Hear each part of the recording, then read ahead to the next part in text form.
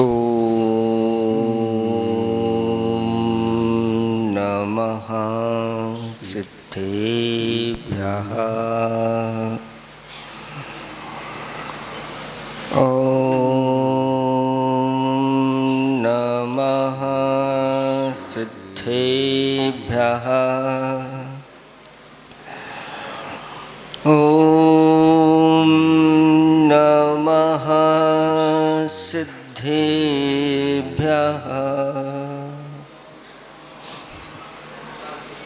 निर्मल जल सामन है जिनका, चंदन से है दिव्य वचन। अक्षत सम अक्षत है श्रद्धा, सुमनों सा सुंदर है तन। नैवेद्य चरित्र जान है दीपक, बस विधि करते धूप दहन। ध्यान सुफल है अर्घ समाधि, मुनिवर तुमको नित्य नमन। अनर्घ पद को पाने गुरुवर, मेरा अर्घ समर्पित है। एक जीवन क्या सौ सौ जीवन, गुरुवर तुम्हें समर्पित है। ऋषिवर तुम्हें समर्पित है। देवादिदेव 1008 श्री वर्तमान शासन नायक महावीर भगवान की। देवादिदेव 1008 मूल नायक श्री आदिनाथ भगवान की। परम पूज्य 108 आचार्य प्रवर गुरुवर श्री विद्यासागर जी महामुनि राज की। उत्तम सत्य धर्म की 3,9 करोड़ मुनिराजों की। मूल्य पूज्य श्री विमल सागर जी मुनिराज की, समस्त मुनि संघ की।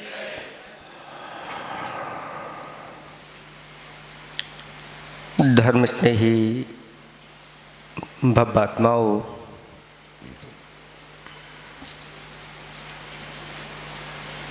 आज का धर्म सत्य धर्म है। मुख्य रूप से तो सत्य को धारण करने वाले मुनिराज होते हैं। उनके लिए सत्य धर्म पालन करने का उपदेश आगम में दिया गया। और जब भी अपने साधु समाज में अथवा जो भक्तगण हैं, श्रावकगण हैं, उनके लिए धर्म का उपदेश देना, वह कैसे उपदेश देना, तो आचार्य भगवंतों ने कहा कि क्रोध का त्याग करके उपदेश देना। क्रोध करके जो वचन बोले जाते हैं, क्यों? क्योंकि वह कसाय से अनुरंजित रहते हैं। देखो, सत्य तक पहुंचने के लिए आपको 4 दिन लग गए। कितने दिन लग गए?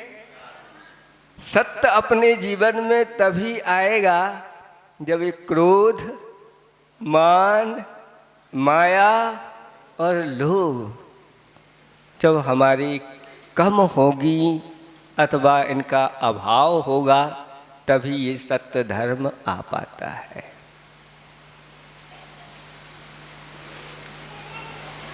लोभ के साथ अगर अंदर से कोई लोभ बैठा हुआ है और बोलोगे तो वहाँ सत्य में संशय होने लगता है। और हंसी मजाक करते हुए बोले, बोल तो जाते हैं लेकिन बहुत सारे चीज लोगों को लग जाती हैं। वो तो हमने हंसी में कहा था। तो आप हास्य जब चल रहा हो, हंसी मजाक चल रही हो, तो धर्म का इस प्रकार से प्रतिपादन ना करें। क्रोध, लोभ और एक और है भय। अगर भयभीत होकर के बोल रहे हो तो फिर सत्य भी कभी असत्य निकल जाता है।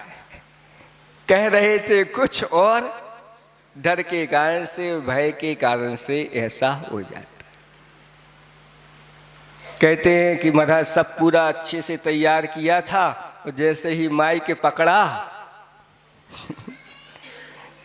और कुछ दिख ही नहीं रहा था कि क्या लिखा है, क्या तैयार किया है। वो सब वहां से अब क्या बोले, ऐसी दशा हो जाती है। और आगम के अनुरूप हित मित प्रिय बोलने का नाम सत्य धर्म कहा है। सत्य की पहचान अगर करना है, वास्तविक सत्य है क्या। एक राजा जिसका विशाल राज्य था, उसको बंदी बना लिया गया। एक राजा ने चढ़ाई कर दी और उसको बंदी बना लिया गया और कहा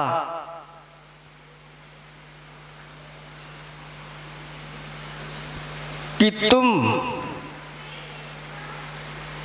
बच सकते हो एक शर्त पर कि 24 घंटे में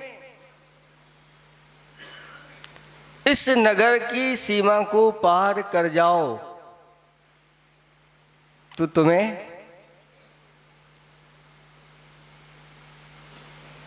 बच जाओगे, मृत्यु दंड नहीं दिया जाएगा।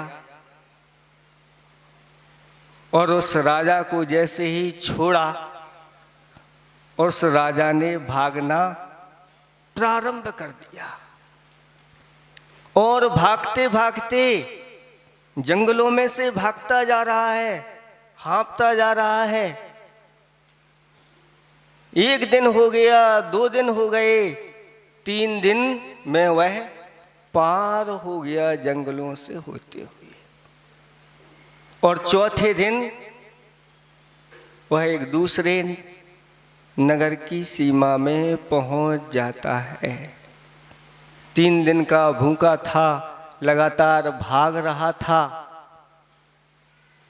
और पता चला कि उस नगर में एक बहुत बड़ा दानी सेठ रहता है जो गरीबों के लिए, दीन दुखियों के लिए प्रतिदिन सुबह से लेकर के रात्रि होने के पूर्व शाम तक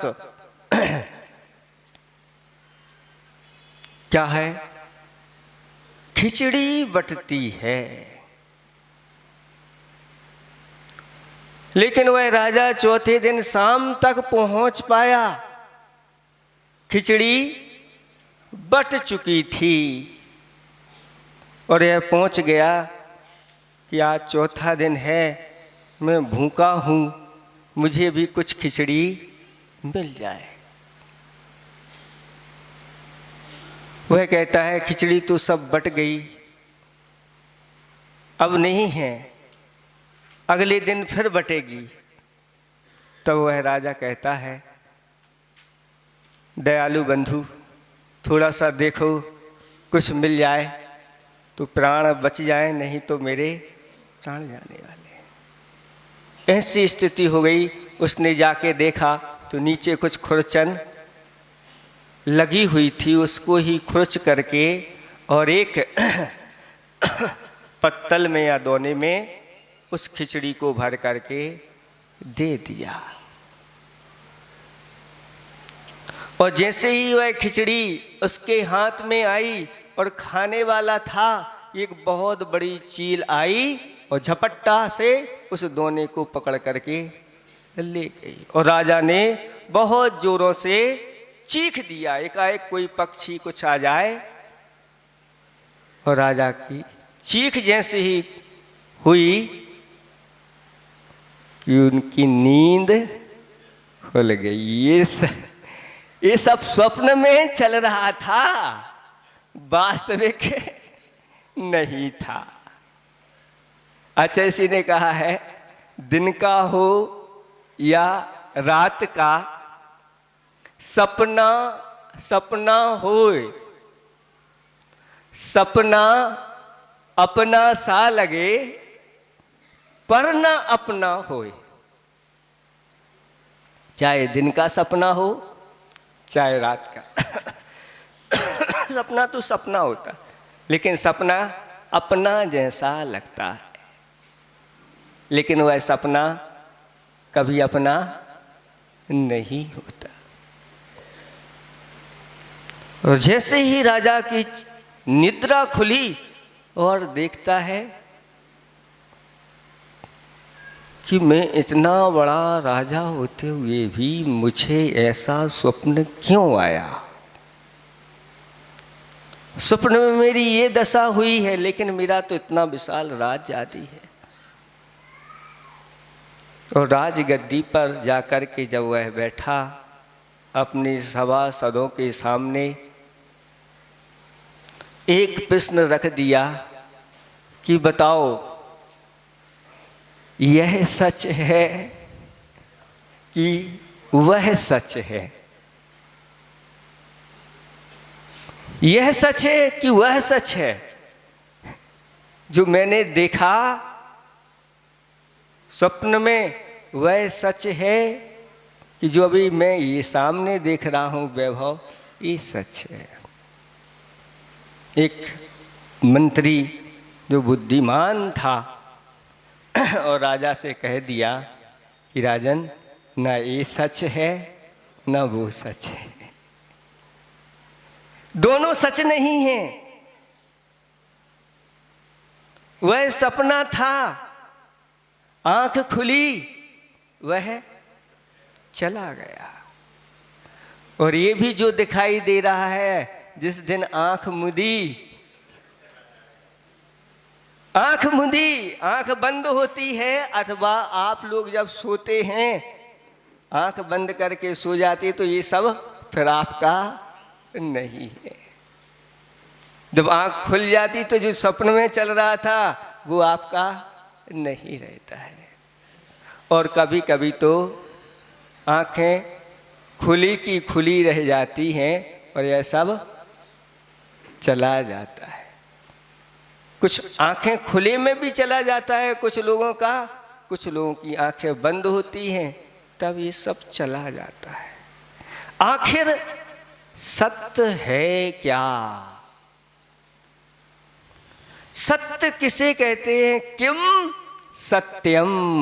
बोलो गुरुदेव। हमारा आपको नहीं बोल रहा, शिष्य पूछ रहा है हाथ जोड़ करके, गुरुदेव किम सत्यम? तो गुरु महाराज उत्तर देते हैं, भूत हितम। क्या कहते हैं? भूत हितम। बस जीवन में यही सत्य है। भूत हितम का अर्थ क्या होता है? प्राणियों को अपना और पर का हित करना, यही सत्य है मनुष्य जीवन में। जो अपना हित कर लेता है उसने सत्य को पा लिया। मुनिराज सब कुछ छोड़ करके आ जाते हैं, 5 पापों का त्याग करते हैं, बस सब कुछ छोड़ करके अपने हित में लग जाते हैं। उन्होंने सत्य को पा लिया है। और कोई भूला भटका आ जाता है, संसार के दुख उठाने वाला, भली वह चोर ही क्यों ना हो, अगर चोर भी आ जाता है तो उसका भी महाराज भला सोचते हैं। एक चोर जंगल में महाराज मिल गए और महाराज की दिव्य काया को देख करके उस चोर के अंदर ऐसे भाव हो गए कि इन मुनिराज के पास कुछ न कुछ मेरा हित है, ऐसा लग रहा है और मेरा यहाँ से उठने का मन नहीं हो रहा है। महाराज से कुछ अगर बात हो जाए तो महाराज तो ध्यान में लीन थे, लेकिन वह बैठा रहा और जैसे ही महाराज की साधना पूर्ण हुई और महाराज ने आंखें खोली और उसने महाराज को प्रणाम नमस्तु कहा और महाराज ने कहा धर्म वृद्धि रस्तु, धर्म वृद्धि का आशीर्वाद दे दिया। तो वह कहता है ये धर्म क्या कहलाता है? तो महाराज ने पूछ लिया कि तुम्हारा क्या धर्म है? वह कहता है मेरा धर्म तो चोरी करना है, मैं तो अपने धर्म की कमाई खाता। महाराज कहते हैं ये धर्म नहीं है, ये अधर्म है। लेकिन इसने सत्य बोला है कि मेरा वो धर्म नहीं है, वो तो उसका कर्म है और वो धर्म ना हो करके अधर्म है। लेकिन इसने मुख से गुरुओं के सामने झूठ नहीं बोला, चोर होकर के भी सत्य बोल रहा है। और आप लोग आकर के गुरुओं के सामने भी कैसे झूठ बोल जाते हैं, इधर उधर घुमा करके कर जाते, ये कर जाते, वो कर जाते।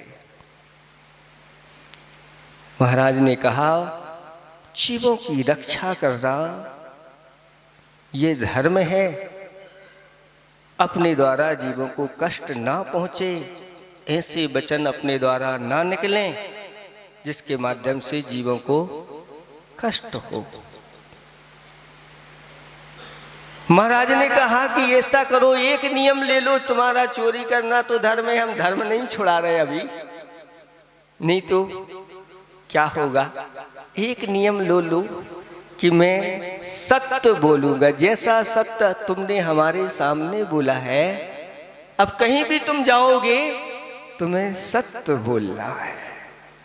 उसको महाराज के वचनों के ऊपर श्रद्धा हुई। महाराज हमारा कल्याण करने वाले हैं, अब जो कुछ होगा, चोरी तो नहीं छुड़ाई इन्होंने, कम से कम ये नियम दिया है कि सत्य बोलूंगा और नियम ले लिया।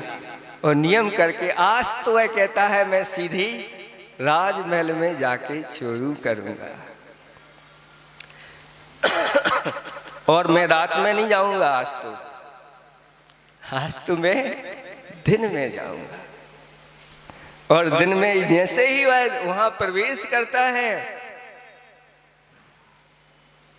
कमरे के अंदर, सामने वहां सिपाही खड़े हैं। ए कौन है? ऐसे क्यों बिना पूछे जा रहा है? चोर भी कहता है ये जानता नहीं मैं कौन हूं? कौन है बोल? मैं चोर हूं। इतना कहा नहीं और वह कहता है कि भैया जाओ, कोई राजा का विशेष आदमी होगा, ये हमसे मजाक कर रहा है। चोर कभी ऐसा कहता है कि मैं चोर हूं? जाने दिया। आगे रास्ते में और जहां जहां व्यवस्था पड़ी वह सत्य बोलता गया और लोग उसको ऐसे ही निकालते गए, भैया जाओ, कोई राजा का आदमी होगा, इस प्रकार। और उसने जाकर के अच्छे से चोरी की दिन दहाड़े और पोटली बांध ली और पोटली बांध के निकलने लगा। तो उन लोगों ने पूछा क्यों, क्या ले जा रहे हो? अरे दिखता नहीं आपको, चोरी का माल लेके जा रहा हूं। क्या कहा? दिखता नहीं। अब उसको कोई भय नहीं, क्योंकि महाराज ने सत्य बोलने के लिए, और सत्य तो मैं बोलूंगा। लोगों ने कहा ये मजाक कर रहा है, राजा ने कुछ सम्मान में भेंट आदि दी है, जाओ। और वह पार होता गया और दिन दहाड़े उसने चोरी कर ली और वह कहता है ये क्या हो गया। सत्य की इतनी महिमा। आज तक तो मैंने जितनी चोरी की है दिल धड़कता रहता था और इधर उधर मैं देखता रहता था, कोई आ तो नहीं रहा। न्यूरे न्यूरे चीता चोर कमान आती ने, तीन ऐसे हैं। नमन नमन में फेर है, अधिक नमे बेईमान, और दगाबाज दूनों नमे, चीता चोर कमान। तो चोर जो है इतना नम करके जाता है कि उसकी परछाई ना पड़ जाए, कोई देख ना लाए और चुप चुप के। आज तो मैंने दिन दहाड़े ये काम कर लिया, किसके बल पर? सत्य के बल पर। वह कहता है सत्य में इतनी ताकत है। ओहो, महाराज का एक नियम और एक दिन में मैंने पालन किया और मुझे इतना लाभ हो गया, तो इन महाराज के पास जाने से मुझे कितना लाभ नहीं होगा। और वह महाराज की शरण में चला गया और कहता है महाराज आज से मैं जीवन पर्यंत के लिए चोरी का त्याग करता हूँ। और उसने मुनिराज को अपना पूरा जीवन समर्पित कर दिया और मुनिराज ने उसके लिए दीक्षा दे करके मुनिराज बना दिया। और मुनिराज बन करके साधना करके वह स्वर्ग में चले गए। ये है सत्य वचनों की महत्ता होती है। इसके सत्य की प्रतिष्ठा हमेशा बनी रहना चाहिए। अगर आप धन चाहते हैं, वैभव चाहते हैं, अपनी कीर्ति चाहते हैं, तो सत्य को अपने पास रखो। और अगर सत्य नहीं है तो फिर इन चीजों का कोई महत्व नहीं होता। इसलिए अपने बचनों को भी बहुत सोच समझ करके, महाराजों के पास बहुत कुछ होता है, बहुत कुछ आपके बारे में जान भी लेते हैं, फिर भी मुख से वह कहते नहीं हैं। क्योंकि अगर हमने कह दिया तो इससे कुछ विप्लव भी हो सकता है। सत्य जानते हुए भी वह कहते नहीं, अपने अंदर ही रखते हैं। काम होना है कि नहीं होना है, कि ये बचना है कि ये मरना है, आदि आदि उनके थोड़े अनमन में इस प्रकार से आ जाता है। लेकिन नहीं, अगर कह देते हैं तो कई बार ऐसे भी घटना हो जाती। एक महाराज का प्रवचन चल रहा था और उस प्रवचन में एक राजपूत क्षत्रिय उसकी पत्नी भी सुनने के लिए जाती थी महाराज का प्रवचन। उसको बहुत अच्छा लगता था। एक बार वह महाराज के पास दर्शन करने के लिए गई, दुखी दिख रही थी। तो महाराज ने पूछा उदास दुखी क्यों हो? तो उसने अपने अंदर की बात महाराज के पास जाकर के बता दी कि मेरे पतिदेव जो हैं वह 12 वर्ष से बाहर गए हैं, अभी तक लौटे नहीं हैं, इसलिए मैं उदास हूँ। महाराज दिव्य ज्ञान के धारी थे और उन्होंने कह दिया चिंता मत करो, कल तुम्हारे पतिदेव आ जाएंगे। उसको बड़ी प्रसन्नता हुई और उसने जब सुना कि मेरे पतिदेव कल आने वाले हैं तो क्या किया, अपना घर सारा का सारा घर सुसज्जित कर लिया, अपने आप को भी सुसज्जित कर लिया। और दूसरे दिन उनकी तैयारी में दीपक आदि जला करके सब मांगलिक ऐसा जैसे दिवाली मनाई जा रही है। उधर घोड़े पर बैठ करके वह राजपूत क्षत्रिय आ रहा था और उसके मन में विचार चल रहा था कि 12 वर्ष हो गए, मेरी पत्नी का क्या हो रहा होगा, उसकी दशा क्या होगी, सूख गई होगी, उदास होगी, दुखी होगी, आदि आदि चिंतन करता हुआ आ रहा था। लेकिन जैसे ही वह घर के सामने आया और इधर तो दिवाली मनाई जा रही है, ये पत्नी जो सुसज्जित है सब कुछ, उसको अंदर से शंका हो गई कि कुछ ना कुछ गड़बड़ है। और जैसे ही वह वहाँ पहुँचता है, वह अच्छी खुशी खुशी अपने पतिदेव की आरती उतारती है, चरण को छूती है और बहुत प्रसन्न हो गई। तब वह कहता है ये सब क्या है, ये सब, वह कहती ये सब आपके लिए है, झूठ बोलती हो, ढोंग करती हो, ये सब हमारे लिए है, आपको कैसे पता कि मैं आ रहा हूं। इस प्रकार की बात नहीं करो, मैं सब समझता हूं। वह कहती है स्वामी नाराज मत होइए, ये सब आपके लिए है, आपके लिए मिले, आपको कैसे पता हो। तब उन्होंने कहा कि ये महाराज ने हमारे लिए बताया है। तब भी उसको विश्वास नहीं हुआ, क्या महाराज भी ऐसा बता सकते हैं कि मैं आने वाला हूं। दोनों में इस प्रकार से विवाद चल रहा था। उसी समय वह महाराज भी वहां से उनका निकलना हुआ और वह कहती है पतिदेव स्वामी यही महाराज हैं, इनके वचन हमेशा सत्य निकलते हैं, सत्य बोलते हैं। वह कहता है अच्छा सत्य बोलते हैं तो बताओ महाराज, ये घोड़ी खड़ी हुई है, गर्भवती है, इसके बच्चा होगा या बच्ची, घोड़ी होगी कि घोड़ा। अब महाराज ने सोचा कि नहीं बताती तो इनका विवाद चलता है, इसलिए ये विवाद मिटाने के लिए महाराज ने कह दिया कि इस घोड़ा होगा। वह छत्री था, उसने तलवार उठाई और तुरंत उसको फाड़ दिया और देखा तो घोड़ा ही था। महाराज के वचन तो सत्य थे, लेकिन दो जीवों का घात हो गया। महाराज को बहुत पश्चाताप हुआ, अगर मैं इस प्रकार से अगर नहीं बताता तो ये घटना नहीं घटती। जाकर के उन्होंने तो प्रायश्चित आदि ले लिया।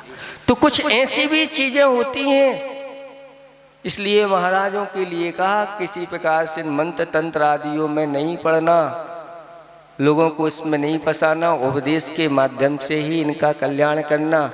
नहीं तो कई बार अगर आपने कह दिया और नहीं हुआ तो आप 50 नहीं 1000 का आप उपकार करो, अगर एक का नहीं हुआ तो फिर देख लो ऐसी स्थिति हो जाती, लेने के देने पड़ जाए और ये हो जाए और वो हो जाए। सारा सत्य अपने आप में बहुत ही उत्कृष्ट चीज है, इसलिए बोलना है तो सत्य बोलो, नहीं तो फिर क्या करो, मौन सबसे अच्छा है। कौन अच्छा है? कौन? मौन। अच्छा से कहते शब्द पंगु हैं, शब्द पंगु हैं, जवाब दिए बिना लाजवाब है। शब्द पंगु हैं, जवाब दिए बिना लाजवाब। मौनी मौन से 100 को हराता, किंतु स्वयं जीतता। मौनी मौन से 100 को हराता, स्वयं जीतता। अगर मौन हो जाए तो फिर अब दुनिया भर के कोई कुछ भी कहते रहो सब, अब चलो भैया ये तो कुछ नहीं होने वाला है, और चले जाते। और थोड़े से बोल गए तो फिर ये तो बोलने वाले हैं, बजाने वाले हैं, सब जल्दी जल्दी आ जाओ, आप भी आ जाओ, आप भी आ जाओ, आ जाओ, और 2 4 10 को लेकर के इस प्रकार से आ जाए। इस प्रकार से एक बार एक आचार्य श्री का संस्मरण याद आ रहा है। आचार्य भगवान के पास तो भीड़ बहुत रहती है। महाराज लोग, 2 महाराज लोग भैया वित्ती कर रहे थे, 2-3 महाराज लोग, और इसी भीड़ संबंधी कोई चर्चा हो गई कि भीड़ छोड़ती नहीं, भीड़ से बचे कैसे। तो आचार्य जी ने एक घटना सुनाई कि 2 साधु रहते थे, अच्छे पहुंचे हुए साधु थे, और उपदेश आदि भी अच्छे करते थे। उनके यहाँ बहुत भीड़ आती थी, लेकिन उस भीड़ से वो परेशान हो गए। अब इस भीड़ से बचना है तो कैसे बचें? तो उन दोनों ने आपस में सलाह कर ली कि इस भीड़ से अब छुटकारा पाना है तो कैसे पाएंगे। ऐसा करो, ऐसा करते हैं, जब भीड़ आए तो अपन दोनों लड़ने लगेंगे।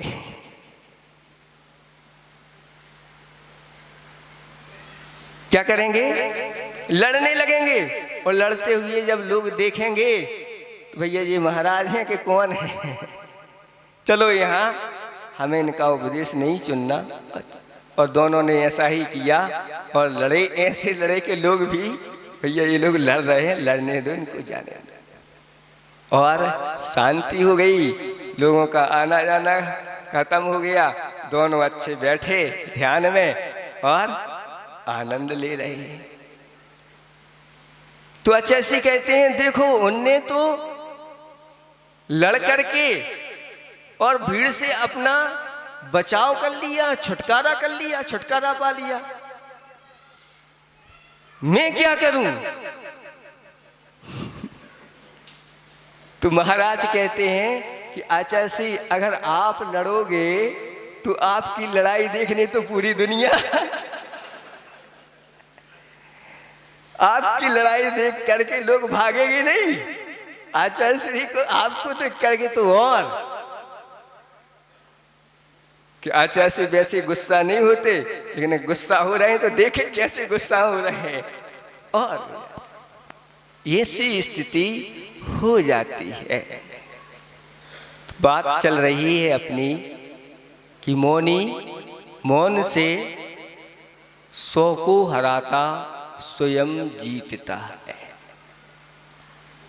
इसलिए मौन सर्वश्रेष्ठ है। एक और हाई को था कि मौन से आधा ध्यान से पूरा जग समाप्त होता। जब मौन ले लेते हैं तो आधा जगत ऐसा लगता है अब कोई हमारा नहीं। बहुत सारे यहाँ पर शिवरार्थी हैं। कुछ शिवरार्थी ऐसे भी होंगे जो मौन धारण किए हुए हैं 10 दिन के लिए है। एक आध कोई बैठा है, देखो अभी एक हाथ उठ गया, एक और लड़का है वो यहाँ नहीं दिख रहा, बैठा हुआ कहीं ऊपर। बहुत सारे ऐसे हैं कि मौन अपनी साधना 10 दिन तक साधना करेंगे, उसके बाद ही वह अपना मौन। ये मौन की साधना अपने आप में बहुत ही अच्छी साधना मानी जाती है। अगर आप मौन धारण नहीं कर पाते तो कल निकला था 6ठे अध्याय में कि अगर भोजन करते समय बोलते हैं तो क्या होता है, ज्ञानावरण आदि का आश्रय होता है। क्योंकि ये शब्द जो भी निकल रहे हैं इस सब इसमें कहीं ना कहीं जिनवाणी के अक्षर होते हैं। लघु शंका मलमूत्र आदि करते हुए मुख से वचन बोलता है तो ऐसा अशुभ आश्रय उसके लिए होने लग जाता है। तो कम से कम इतना तो करो कि भैया भोजन करते समय तो हम नहीं बोलेंगे। और किसी की भोजन करना जैसे ही चालू होता है और घंटी एक कोर पहला कोर मुख में दिया नहीं, ऐसे ही हाथ रहता है, मुख में जाने वाला था और ट्रेन हो गई। और जल्दी उठा करके उसको और क्या बोल दिया, झूठ बोल दिया। क्या बोल दिया, झूठ बोल दिया। एक तो मुख झूठा है और झूठ और बोल दिया, तो झूठ पे झूठे ने भी झूठ बोल दिया। कुछ लोग सफेद झूठ भी बोलते हैं, सुना है ऐसा है। काला काला काला झूठ तो सुना है, लेकिन सफेद झूठ भी बोल देते हैं। क्या होता है ये सफेद झूठ, क्या कहलाता है?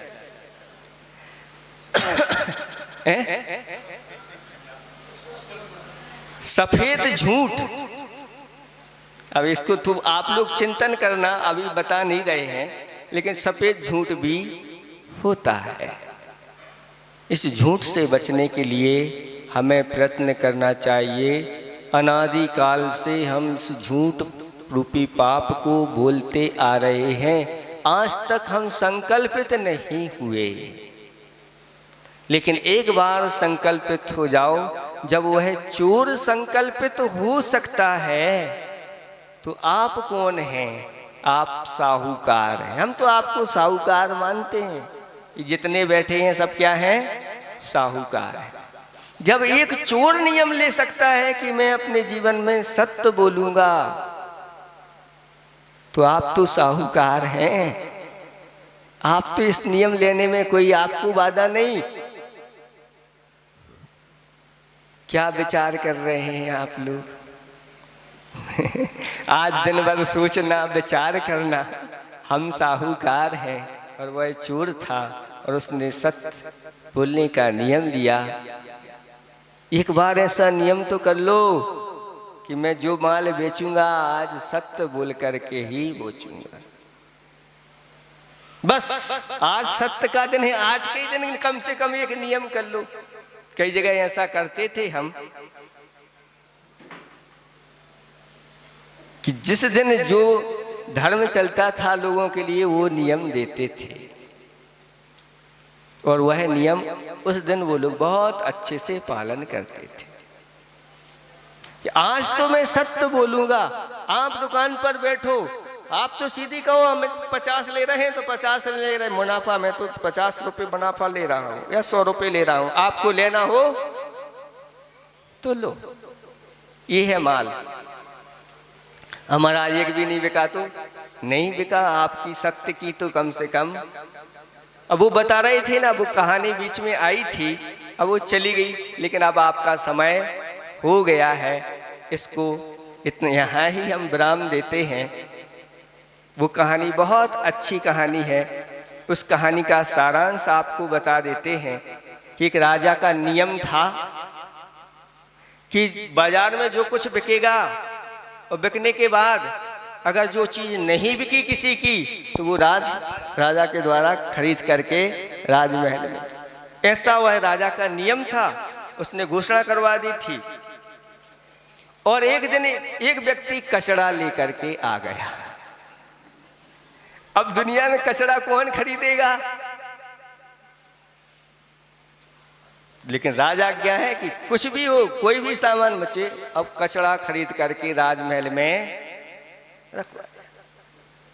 जब राजमहल में कचड़ा आ गया तो रात्रि में वह लेटा हुआ था और क्या देखता है कि एक सुंदर सफेद वस्त्र धारण किए या गुलाबी वस्त्र धारण किए सिंगारित एक स्त्री जाने वाली है, बाहर दरवाजे की ओर निकल रही। राजा ने पूछा कौन हो? उसने कहा लक्ष्मी हूं, संपदा हूं। क्यों जा रही हो? अब घर में आप जहां कचरा आ जाए वहां लक्ष्मी का क्या काम? मैं जा रहा हूं। राजा ने कहा जाओ। फिर दूसरी एक आकृति देखी, वो पुरुष की आकृति थी, वो भी अच्छे वस्त्र आभूषण से सुसज्जित था। वह भी निकल रहा था राज दरबार वहीं से राजा ने पूछा कौन हो? उसने कहा वैभव हूं। क्यों जा रहे हो? जहां लक्ष्मी संपदा नहीं रहेगी वहां वैभव का क्या काम में जा रहा। फिर देखा कि एक बच्ची सफेद वस्त्र धारण किए वो भी जा रही है। उससे पूछा कौन हो? तो उसने कहा मैं कीर्ति हूं। क्यों जा रही हो? तो जहां धन नहीं, लक्ष्मी नहीं, जहां वैभव नहीं, वहां कीर्ति, मैं इसलिए जा रहा। फिर देखा कि एक वृद्ध और जिसकी काया बहुत चमक रही है, सफेद वस्त्र धारण किए हुए है, वह जा रहा है। पूछा कि तुम कौन हो, कहां जा रहे हो? मैं सत्य हूं। क्यों जा रहे हो? जहां सत्य रहता है वहां लक्ष्मी, संपदा, वैभव, कीर्ति ये रहती है।